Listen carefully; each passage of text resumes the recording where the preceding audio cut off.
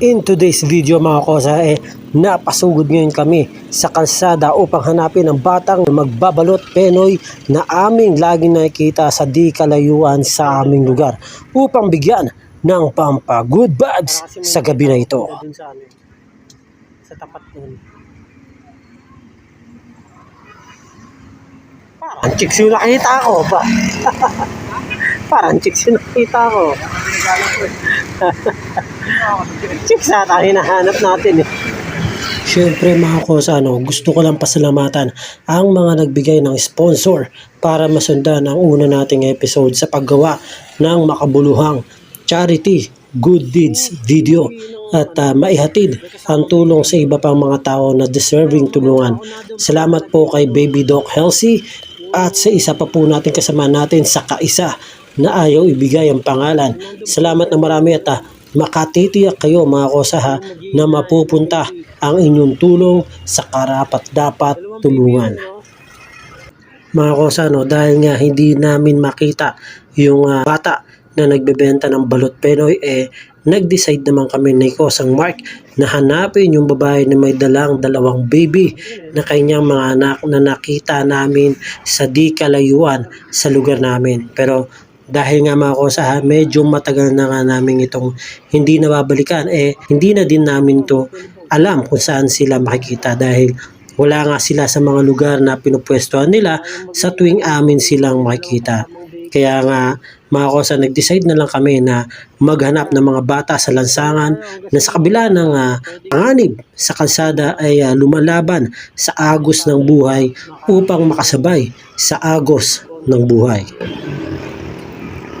Makapagdulot ng konting ginhawa sa mga nangangailangan. Tara, go! Yung mga kosa, sa di kalayuan nga may nakita kami na dalawang batang babae na naghahalungkat sa basurahan at agad nga namin itong hinintuan mga kosa.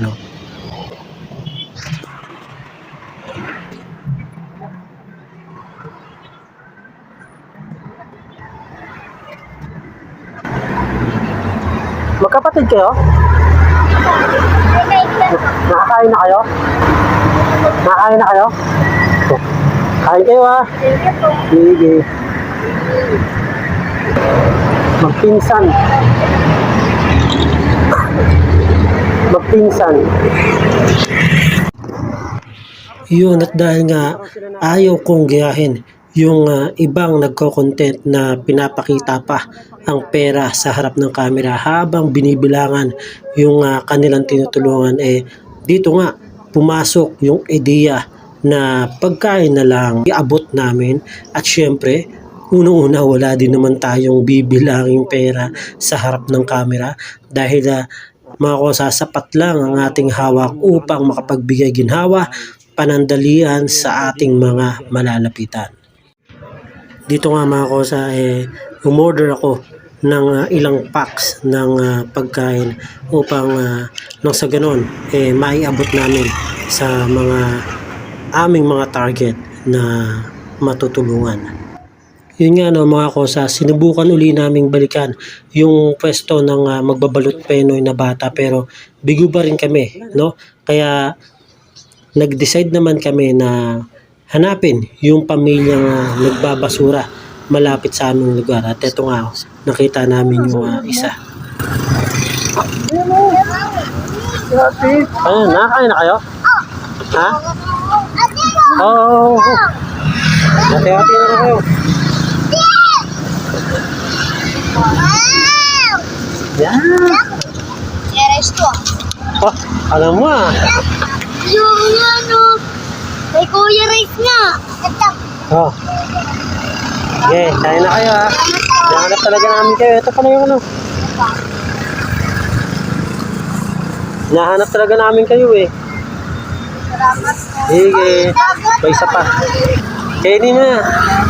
Sige pa. Sige, kainin nyo na. Sige.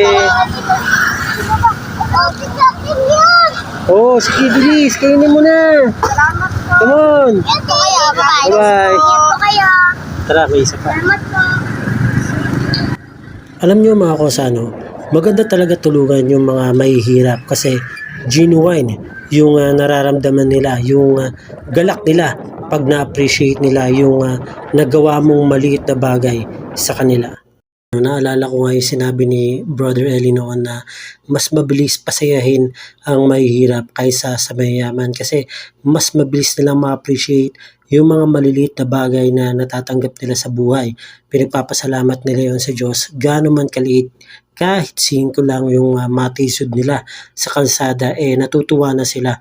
Ganun sila maka-appreciate sa maliliit na bagay, no? Sa mga gustong mag-sponsor mga kosa at magpaabot ng tulong kahit sa maliit na bagay at halaga para maiabot namin sa mga deserving tulungan, yan po ay tatanggapin at makakaasa po kayo na yan po ay makakaabot sa tunay na dapat tulungan at makakatulong din sa amin upang may pagpatuloy ang gantong mabuting adikain para sa kapwa.